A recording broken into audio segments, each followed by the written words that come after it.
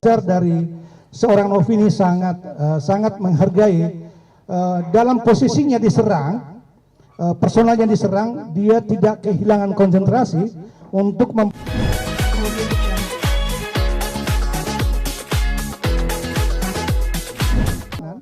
yang kami akan lakukan juga terhadap para advokat yang kami duga telah melanggarkan kode etik profesi dalam menjalankan profesinya dalam ruang publik, yang mengabaikan asas praduga tidak bersalah dan lebih cenderung menyerang pribadi personal Novi dalam hal ini sebagai aktivis sosial, aktivis kemanusiaan.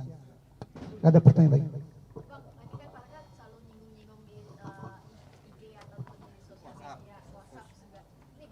Ya, itu gaya orang ya, kita tidak bisa intervensi, itu seleranya dia ya. Tapi kami tidak menggunakan gaya yang sama, karena kami melihat prinsip-prinsip dasar dari seorang Novi ini sangat menghargai dalam posisinya diserang, personalnya diserang, dia tidak kehilangan konsentrasi untuk memperhatikan Agus sebagai korban yang harus dibantu. Itu yang kami tangkap dari prinsip yang disampaikan oleh Novi kepada kami. Ya. Ada pertanyaan? Bang, artinya ini bakal terus ngedukung support Novi sampai kasus ini selesai atau gimana mungkin dari Ya, kami tidak melakukan dukungan secara brutal. Tentunya kami melihat ada nilai-nilai kebenaran yang ada pada klien kami, dalam hal ini Ibu Novi. Jadi gini, aku menyikapi koreksi karena bidangku ya. Diduga kuat klien kami yang bernama Novi dihina dengan cara personal ya. Rekan-rekan kita itu melakukan tugas di luar kewenangan surat kuasanya, melebihi itu. Karena di sampingnya ada kliennya, dia ngomong secara pribadi menghina, itu pelanggaran kode etik sebenarnya. Banyak aku catat-catat itu semuanya ya. Nanti lah kita serahkan selanjutnya lah, kita nggak mau melebar. Oke? Saya menambahkan sedikit ya kepada teman-teman. Ini yang perlu digarisbawahi kepada teman-teman media atau nanti penonton daripada unggahan video ini, bahwa uangnya masih utuh. Uangnya itu masih utuh, itu yang harus digarisbesari bahwa uangnya masih utuh. Artinya kalau kita lihat juga dia selalu bilang bahwa ada penggelapan donasi, mungkin dari hemat kami ya sebagai penasihat hukum. Itu kan uangnya masih utuh agar menjadi donasinya menjadi tepat guna ya.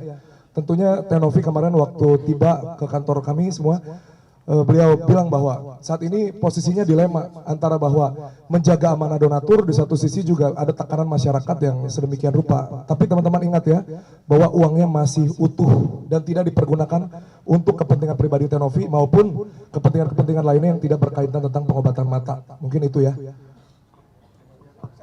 Untuk nominal ya, kalau nominal mungkin kita tidak bisa mendahului, biar nanti langsung ke Pak BP aja.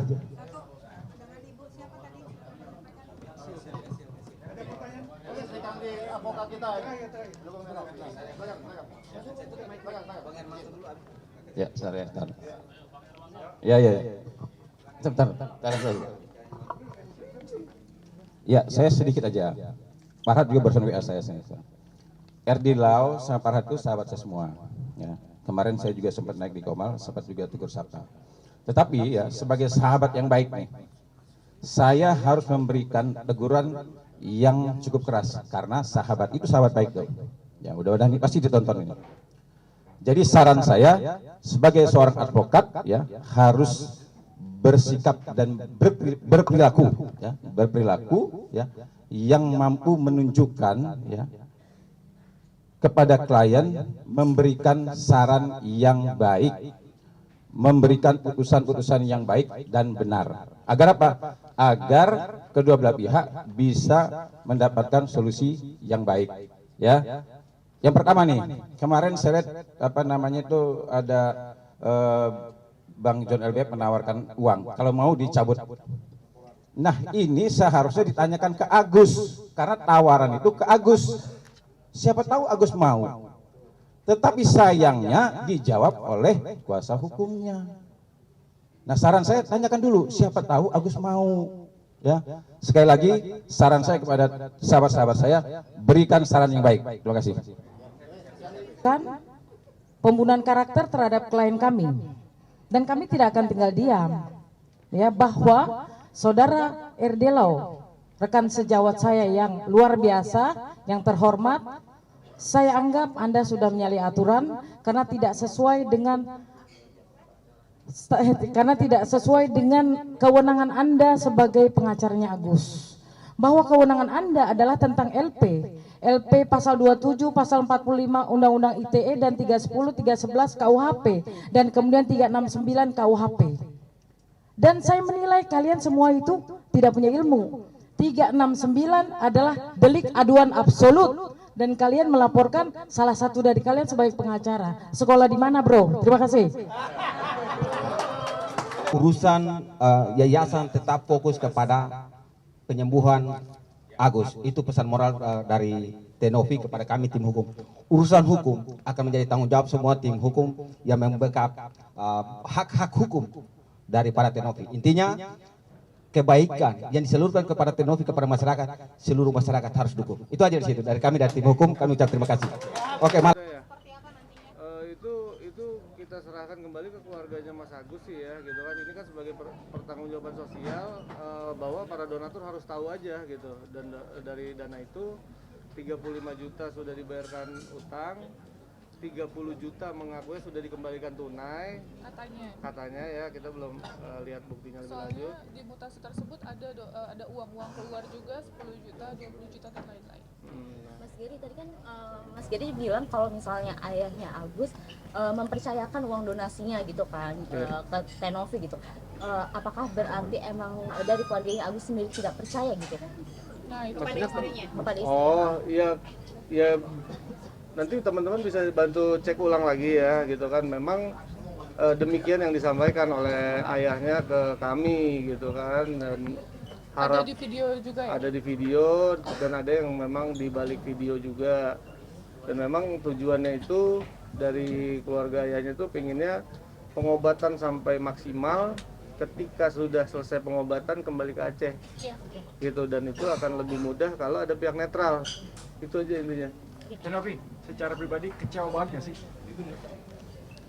Enggak sih, mungkin ini kan sudah terjadi ya.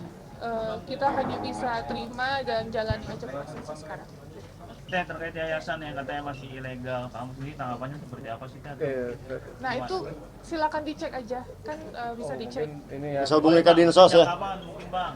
Langsung tinggal dihubungi di dinas sosial setempat ya. Mungkin kalau ilegal kemungkinan enggak ya Mas ya. Cuman boleh kita kasih lihat ini aja deh, SP2 lead-nya ya. Nanti aja.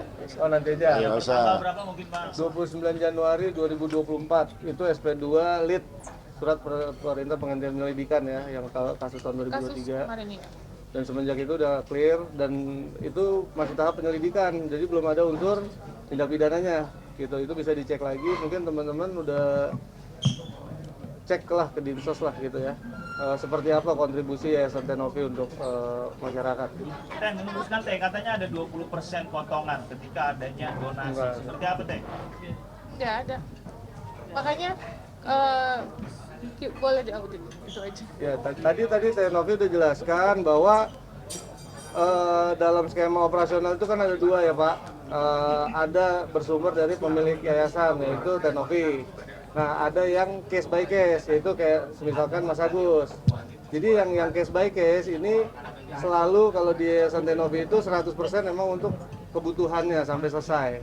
Gitu. Jadi dalam pengumpulan donasi yang selama ini dijalankan, kalau kebutuhan pengobatannya katakanlah 100 juta, itu kan Tenovi nggak bisa pastikan buka donasi akan kekumpul 100 juta. Bisa kurang, bisa lebih. Kalau kurang resiko Tenovi nombok, kalau lebih berarti kelebihannya dialihkan ke penerima manfaat yang lain, gitu Pak. Tenovi jadi takut nggak sih kan Tenovi buka seperti ini lagi? Enggak. Kita masih tetap bantu orang. Kemarin juga kita ada bantu ODGJ yang baru melahirkan bayi prematur, kita tetap bantu orang. Nah, tadi kan saya bilang ini first time Teteh melakukan hal tersebut tapi diginikan gitu kan. Nah, tapi masih memperjuangkan pengobatan Mas Agus gitu. Sampai kapan itu? Sampai dia tidak mau karena kan tadi juga tidak merespon untuk pengobatan tersebut. Sampai dapat keputusan. Itu aja. Dari semua pihak nanti kita bicarakan lagi ke depan. Selain komunikasi melalui chat yang tidak dibalas, mungkin ada upaya lain ingin menyambangi rumahnya atau seperti apa? Ya, mungkin nanti kita upayakan lagi deh, gitu kan, karena beriringan sekarang kan ada Om Brian, Om BP yang menangani kasusnya, mungkin nanti Kalau memang secara kekeluargaan enggak, mungkin secara kuasa hukum ya Om ya. Baik. Terkait si Agus bilangnya untuk donasi ini kan kenapa ini bisa sampai terjadi? Ulangi gimana? MOU. MOU kalau tertulis tidak ada, tapi kalau perikatan secara lisan, video itu ada semuanya. Bisa dilihat di tayangan YouTube-nya Tenovi dengan Mas Agus dari awal, sejak awal di situ akan terlihat bagaimana donasi ini terjadi seperti itu. itu terkait di Oh, untuk kedepannya ya. Jadi memang dalam prakteknya itu yang berjalan kemarin ya, memang itu disesuaikan dengan urgensi gitu kan. Saat didatangi itu kalau urgensinya memang urgent, itu biasanya langsung jalan dulu gitu. Dilala memang jalannya kelamaan akhirnya kejadian gitu. Tapi memang selama ini pasti ada MOU. Ini kan pengobatan nomor rekeningnya kan tadinya atas nama Yesus, tapi pihak keluarga meminta atas nama pribadi gitu. Itu di Densu ya. Seperti apa? Itu di Densu ya. Itu di Densu. Yang nomor rekening. Densu, jadi gini, awal mulanya Bang Densu menanyakan, bukan menanyakan, mau konfirmasi, Nov nanti ini cantumkan nomor rekening lo ya, itu bukti ceknya. Terus aku cuma jawab, baik terima kasih Bang, gitu. Nah ternyata pada saat saya mengkonfirmasi, keluarga yang meminta langsung untuk open donasi atas nama Mas Agus sendiri. Tapi dari pihak tetenya sendiri ketika dia meminta nama mereka langsung gitu, tidak ada penjelasan harus Baru tahu ya. Enggak. Pas tayang. Iya baru tahu pas tayang, gitu baru tahu pas tayang, terus pas sudah berjalan ya sudah nggak apa-apa, yang penting kan kita hanya minta mutasi dan transparansi itu aja sih, untuk monitor nggak lebih dari itu. Tanggapannya Agus sempat mau mengakhiri dirinya diajak oleh istrinya karena nggak kuat kamu mengekspos keluarganya, itu seperti apa sih? Wah itu saya di luar dari kendali saya gitu, karena yang kemarin-kemarin sebelum ada masalah ini saya selalu diminta ya Mas, diminta untuk ketemu, untuk menenangkan, mereka butuh saya hadir, tapi ya itu yang terjadi.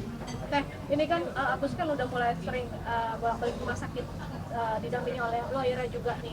Apakah udah ada komunikasi? Maksudnya itu kan baru pagi tadi juga kontrol di rumah sakit. Nggak ada komunikasi, tapi kita berusaha selalu untuk berkomunikasi. Tidak direspon.